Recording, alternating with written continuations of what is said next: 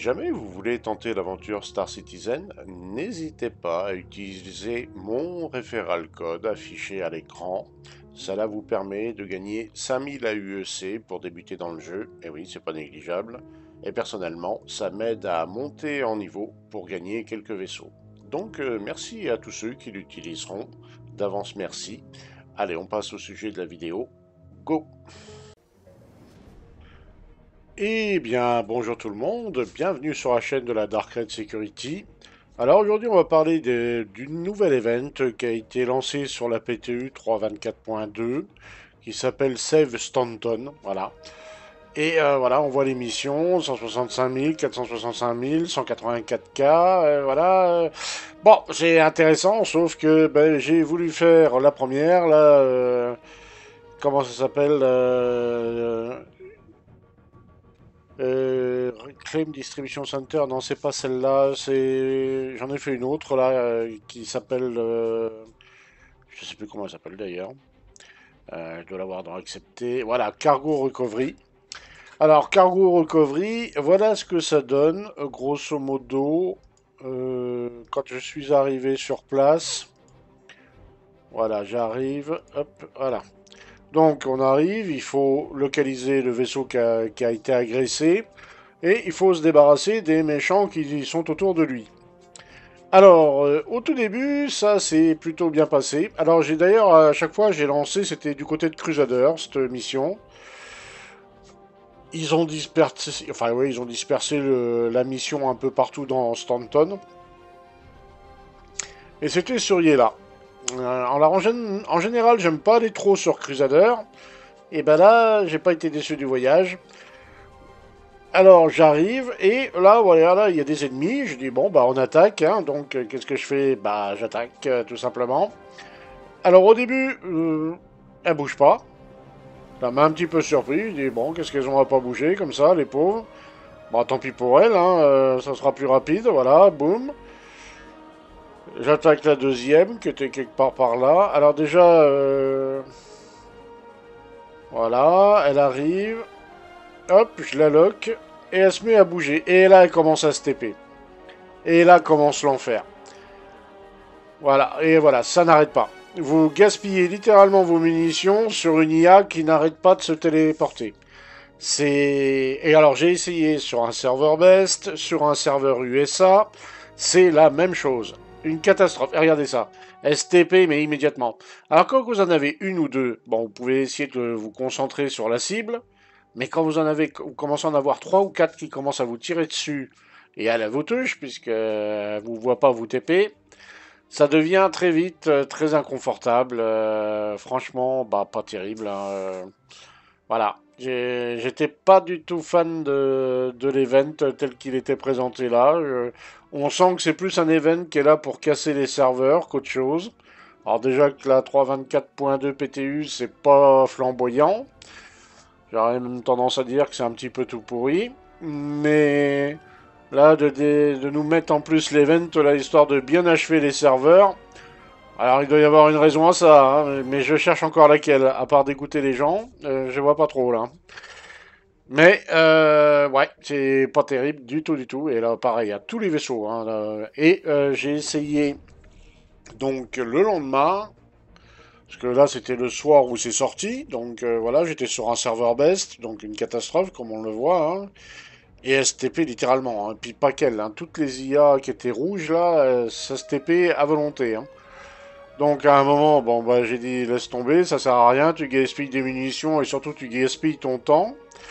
Le lendemain, j'y suis retourné sur un serveur US et exactement la même chose. Je me disais avec un serveur US de bonne heure le matin, ça ira peut-être quand même mieux. Bah non, c'était exactement pareil. Voilà, c'était ça tout le temps. Voilà, dès que vous en ciblez une, STP, elle disparaît et elle réparer, voilà. C'est juste horrible. C'est juste horrible. Alors de temps en temps, j'arrivais quand même à en poutrer une, mais vraiment c'est le coup de chance, quoi. Hein, c'est vraiment le coup de chance. Puis arrive un moment où elles sont tellement nombreuses et puis commencer à prendre des dégâts, bah vous dites ça sert à rien là, c'est injouable. Déjà qu'elles ont pas l'air très très fut-fut. Encore heureux d'ailleurs parce qu'elles m'auraient poutré 10 fois plus vite, sans que je puisse les toucher d'ailleurs.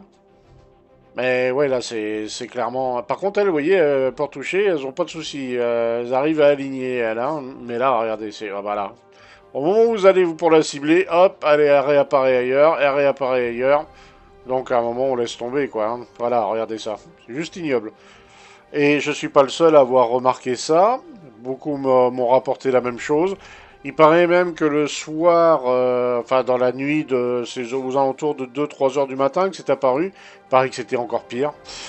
Voilà. Bon. En tout cas, une chose par contre est à remarquer, c'est que l'event a l'air sympa. Il faut aller chercher des méchants, il faut faire des missions dans les distribution centers. Il y a un Idriss à aborder dans la mission principale. Là, il faut récupérer un cargo en se débarrassant des méchants qui sont autour. Enfin, il y a tout un tas de trucs. On est un petit peu sur une sorte d'overdrive initiative. Parce qu'une fois que vous réussissez ces missions-là, vous gagnez un laser repeater très rare. Un modèle qui se fait plus par Hearthstone Dynamics. Voilà. Un Adlor, je crois, ils appellent ça. Ou Adlor, ouais, un truc comme ça. Alors par contre, ils précisent pas quelle taille et quelle gamme de laser repeater on va gagner, mais devrait gagner ça. Et apparemment, ils sont assez costauds les repeaters là. Donc voilà. Mais bon, et encore faut-il arriver à jouer à cet event. C'est pas gagné. Donc ça, c'est les nouveautés. Ils ont en partie résolu les problèmes qu'on avait quand vous avez des vaisseaux d'une certaine taille. Par exemple, le Zeus était concerné, le Constellation, peut-être le Corsair. Enfin, il y a quelques vaisseaux comme ça. Quand vous étiez en mode SCM et que vous passiez en mode navigation, bah, bien souvent, vous ne pouviez pas lancer un Quantum. Il y avait un problème au niveau de la puissance. Fallait rééquilibrer, ou pour ceux qui ne voulaient pas se prendre la tête, appuyer sur F8. Voilà, en appuyant sur F8, vous arriviez à lancer le Quantum, ça rééquilibrait par défaut. Bah, là, apparemment, ils ont résolu le problème. J'ai essayé sur le Zeus, puisque ils nous l'ont prêté pour quelque temps, là. Bah, ça le faisait plus. Et sur le Constellation Andromeda, ça le faisait plus non plus. Donc, je suppose que sur les autres vaisseaux de cette taille-là, bah, le problème est réglé. J'ai pas testé sur les vaisseaux taille large, comme le C2 ou le Karak. Peut-être que le problème persiste encore pour eux, je sais pas. Alors il y a encore des problèmes hein, dans cette PTU, beaucoup de problèmes. Et là, bah, le fait qu'ils aient lâché un event comme ça fait rien pour arranger les choses, bien au contraire. C'est très coton. On se recroit presque dans les patchs d'autrefois. Par moment, ça donne cette impression-là en ce moment. Quand ils font des trucs comme ça, là, on a l'impression de retomber 20 patchs en arrière. Là, c'est c'est un truc de fou. C'est pas top top, hein. Ils le font un peu trop souvent à mon goût. Ça devient un peu comme les pruneaux, très laxatif, on va dire.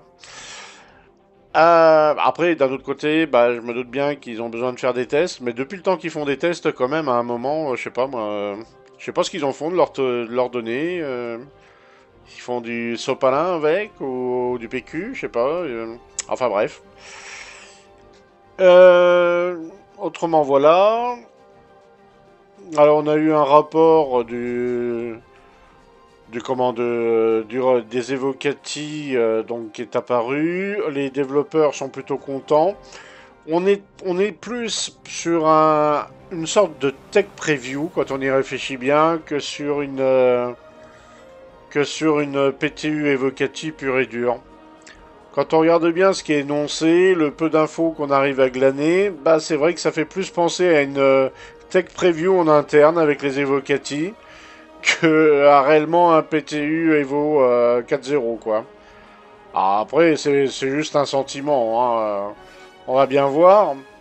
Mais il y en a qui se disent, on va bien voir si on va avoir des patchs Evo souvent ou pas souvent. Et surtout après la CitizenCon. Il y en a qui seront très curieux de voir ça. Il y en a qui sont très méfiants. Il y a beaucoup de gens qui sont suspicieux chez les Evocati apparemment. Enfin bref, mais voilà.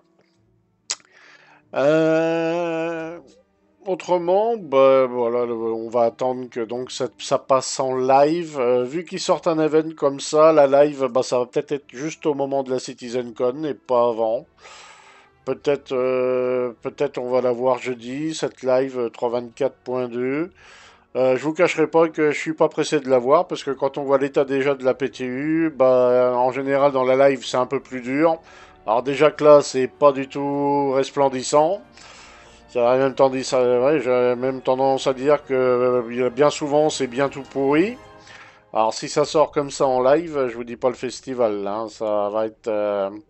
Pourtant c'est intéressant parce qu'on a les nouveaux MFD, ils sont très sympas les MFD.